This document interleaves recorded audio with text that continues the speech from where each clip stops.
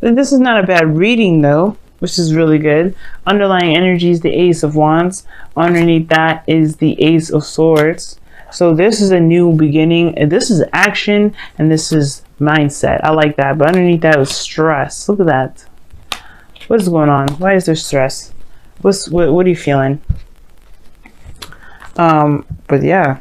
Whoa, somebody is not saying what they need to say, because the King of Cups don't say nothing really. Like, he's in his feelings. He can be super romantic and he can't communicate, but when there's something crossing him, that's the Seven of Swords. There's a risk that needs to be taken here, jumping outside that comfort zone, but there's a lot of avoidance of it. Somebody may be stifling their emotions here.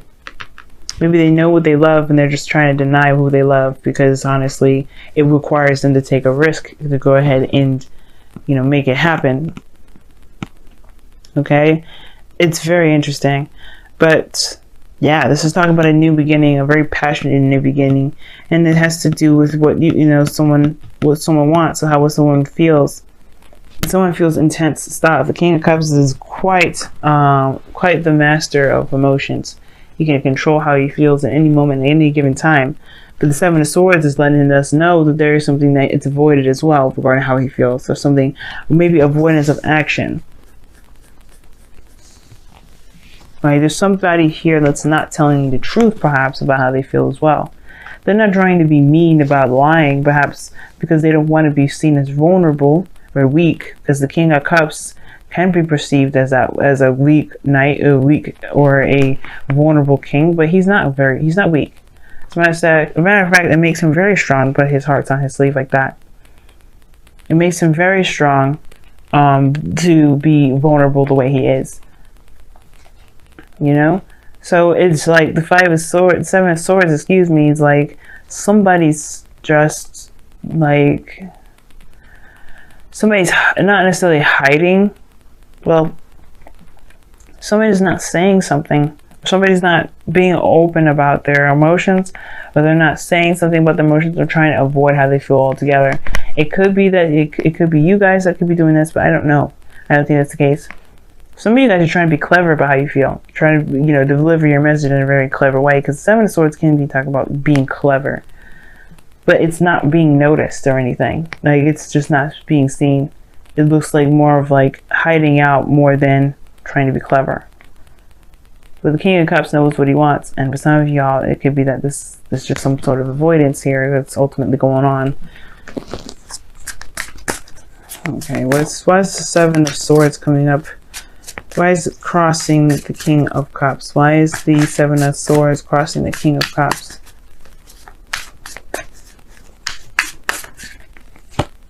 The Queen of Cups. You guys are somebody is avoiding the Queen of Cups. This King of Cups is in love with this person, but they're avoiding them. Obviously because of this situation here in the future, in the outcome. Oh no. King of Cups knows what he wants, is deeply in love, but in denial because it has to do with the Queen of Cups. The person that he's in, that's obviously a great distance away, because you got the world here. And they feel some way about them, but they think they may have lied to the Queen of Cups. Now, I don't even go there with the lying stuff, because I don't see no Queen of Swords. I don't see no High Priestess of the Moon, because that would have been lies and secrets and deception and stuff like that. And the Seven of Swords itself can mean deception in a way, or denial. Somebody is denying themselves the love that they want because of the Queen. Well, not because of the Queen of Swords, Queen of Cups. They are just too madly in love. Maybe they're just, the feelings get too intense. Because I'm trying to figure out why the hell this person would even want to avoid their lover, their loved one, the person that matches their suit. Like, what's going on? Now, in the past, you have the world, excuse me. So there has been a successful completion or completing of a cycle here. Something ended in a very positive sense. Now, for some of y'all, this is, maybe it may not have felt the greatest, but it has its rewards to it. The world, excuse me, will always have its reward to it. Okay? And I feel like something may have completed its cycle. But then you have in the present here the Ten of Pentacles. So we have another completion, another 10. And this is also talking about commitment. This is talking about stability, support, security, legacy, marriage, family, generations. You know, this is a really good card. Some of you guys may be focusing a lot on the family, or focusing a lot on your family life at the moment, or building a legacy altogether. Ten of Pentacles means that you have in some way, have that, you have this, right? But then you go back to work in the future. Just like, like you're just like, yeah, okay, so I have this already, but maybe there's a little bit more stuff I need to do. The focus shifts right back to more practical thinking. So it's obvious that there is some sort of avoidance here about regarding this person that you are in love with. Perhaps you don't know if you feel like, I don't know, maybe you want to build like a fortress for this person or something like that, but you do realize that you have to say how you feel in order for them to want to even accept you in their life, right? Like, you can't lavish them with goodies and then expect them to want to be with you. I'm not saying that's what you're doing, Capricorn, but be mindful that if that is what you're doing, you have to come out of their shell and say what you need to say regarding how you feel, because it's not going to matter. Because your goal and ambition is the Page of Pentacles. That's great and all, offering somebody long-term commitment, stability, support, and security, even being, showing that you're a provider and showing that, that beautiful coin. But it doesn't mean anything if the person here is just in their fields. If the Queen of Cups is somebody, is how you feel about somebody, then you're in love with them for who they are. You're not in love with them for what they can give you. You're connected to them emotionally, and that means that person in turn is possibly in the same boat. They are connected to you emotionally. They're not connected to the physical aspects of the world. They're not connected to these earthly desires that that show stability in the physical world. It's a spiritual connection between the King and Queen of Cups. And that's the thing. There may be a denial about the fact that there is a spiritual connection. And no matter how hard you work, no matter how much you do, it's not going to feel like it's going to be enough, because this person exceeds physical matter. Like, this person's connection with you is intense, and it feels that way. It feels that way. The Page of Pentacles doesn't necessarily have to mean that you lavish someone with gifts either. It could just also indicate that you offer somebody long-term commitment, or they offer you long-term commitment, an offer of something that can actually last a long time.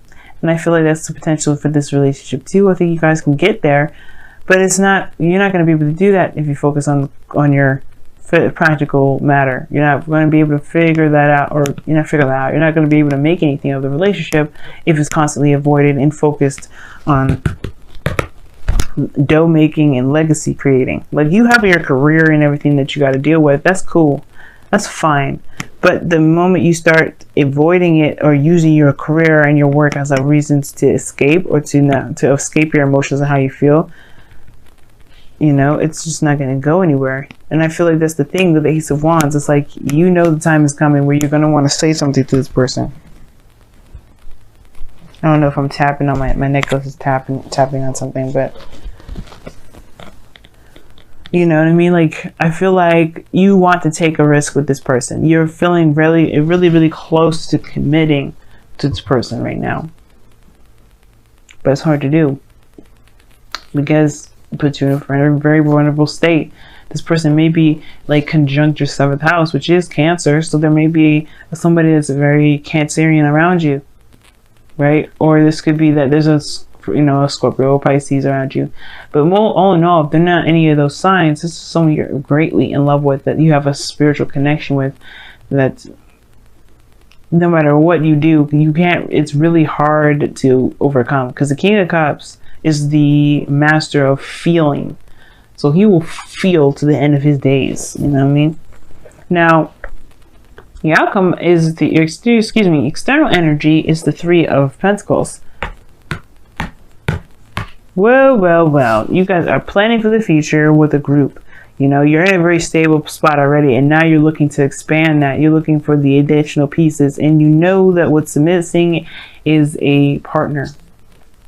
Now, the reason why I said partner is because this could be a male or a female that you're attracted to, or you're connected to, or you feel that that you want an ideal lover, an ideal person that's in your life, that you want to be in your life. You're avoiding the relationship aspect of it, because obviously it can be very complicated, and you fall pretty hard, Capricorns. It's just true. We all do that. You probably have the hardest out of all of us, but hey, you know, I'm not judging. It's really, really sweet how hard you fall in love. And it's very difficult for you to find love because of that. Because you know, when you are in love with somebody, you mean it. You love through possession. It's very scorpionic how you guys fall in love with people. But hey, it is what it is. It doesn't mean that you can't find love. It doesn't mean that love isn't deserving of you or someone else isn't deserving of your love. But it looks like with the Three of Pentacles and the Ten of Pentacles is that you are looking to the future and are seeing the potential future for expansion, perhaps with more than one person, more than just yourself. And the Ten of Pentacles is not a card that's by themselves either. There's kids involved, there's children, there's family, you know, there's dogs here. Look at the old man. He's looking at his generation growing before his very eyes. It's like, yeah, you're in a good place. You're in a solid spot. But there's more to come. And it may, you know, don't delay yourself by denying how you feel about somebody. If this is your one, if this is the person, okay, then you could, I can see the Three of Pentacles being that you're trying to plan on making something, they're saying something or doing something, but don't work so hard or overthink it. Because of where you need to come from most of all is the emotion aspect. Now, in your outcome, you have justice. So this is possibly marriage here. This is possibly a wedding. You were probably asking someone to get married. Ten of Pentacles, justice. If I had seen the Hierophant, I would have been 100% surely on board that this was a marriage proposal, that you were really looking to marry somebody. Some of you guys could be taking a risk, right? On finding someone that you're in love with, or finding someone that, you know, makes you happy. But justice in your external, in your outcome rather, really highlights this like need for balance and closure. Closure in the sense of not necessarily closing the chapter or closing a door, but more so like making something even. Balancing those karmic scales. And in the sense this is the number 11, it could be that this is a twin flame. Somebody is a runner in this relationship. And I don't think it's the Queen of Cups that's the runner. It could be the King of Cups. It's himself that's the runner. Now, that could be him, that could be the other person, or it could be you. Either one that feels this, you know, that you feel like you have the strongest, intense feelings for this person. Denying them isn't going to help anything. And the Ace of Wands and the Ace of Swords is talking about a new beginning. So how do you have a new beginning? Like, this is the start of your new beginning. Just accepting how you feel. Let's go ahead and take a look at your Wisdom of the Oracle cards here.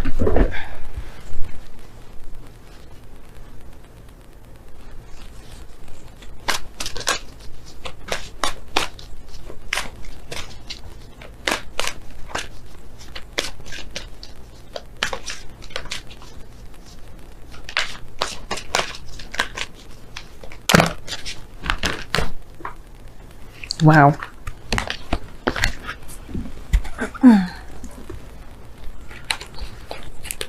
Milk and honey came out, but it fell on the floor. So I'll put one more. You know, I don't want to take that one because it fell on the floor. So I'll shuffle again and see which one comes out. Okay. Observer. Observer. Wow. Milk and honey means to have a taste of prosperity. You know, tasting prosperity, knowing that you've had a taste of what it is that makes you happy, and now it's like the rest remains. What are you going to do about it? You know, it's interesting, right? What's underneath this deck after I pulled the Observer, you had Treasure Island, which talks about, you know, knowing where the treasure is. You know what makes you happy. You know what your abundance is. You know where to find it, to dig it up, and to truly, you know, invest it, and, you know, do whatever you want to do with it, to have it, and, you know, make it yours, is by following the map, is by following the directions. Law of attraction. But you have to, you know, that you have You have the map to the treasure, therefore you have that treasure. You don't have to have that treasure in hand in order to have that treasure. And that's the part of the law of attraction. You just have to know that you have it. Now, observer here in your for your wisdom with the oracle card for this week. It's interesting because it's talking about watching, being very open and very mindful about the situation and circumstances around you. Keep watching from afar. And I feel like you've been doing that already, to be honest with you. You may not have had the Page of Swords in this reading, but the Page of Pentacles is talking about looking very closely at details. Looking very closely at the details, really making sure this is something you want. Now, the Seven of Swords is perhaps either jumping the gun, perhaps what I would think with the connection here, but I don't think that's the case at all. It's very interesting that Observer would come up when the Seven of Swords is crossing. But I feel like that is in a way very contradicting. Be careful that you're not observing to procrastinate. Be careful that it's not procrastinating energy. Because I feel like whatever you're waiting on, whatever you're trying to see, whatever information you're trying to get, that is already available to you because of the milk and honey and the treasure island card that came up.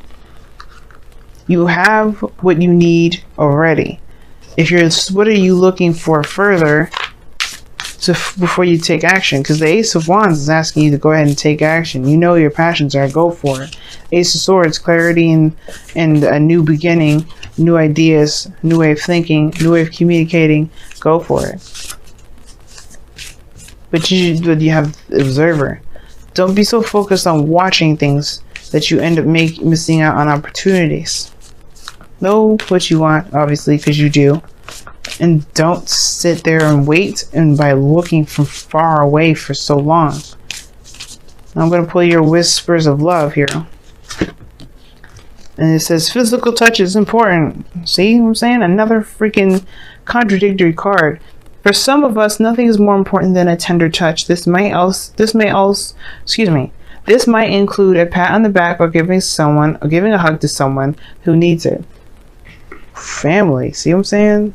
This is very action oriented and physical oriented. Like, I feel like you guys are trying very hard to make this a reality. Be connected with this person. I don't know if you guys are just settling with this person being someone from the distance. If you've been waiting for them to, if you've been wanting to be with them for some time, I feel like you can make it happen. Book a ticket and, go see them. But physical touch is important, and I feel like you feel that way. That's probably why you don't want to just think about them. You want to work on building something or making something real. Make on a real offer. But again, even that requires action. And the Observer card is action oriented, but this is talking about waiting and seeing. Well, not necessarily waiting and seeing, but just observing, watching people, being observant. You guys are very good at being observant already. You do that on your day-to-day life. But it's about where you're going, what you're doing, why you're going about doing it. And that's the most important. And it has to do with love. It has to do with expansion. It has to do with making plans for the future towards legacy. What's your next commitment? Your commitment to this person.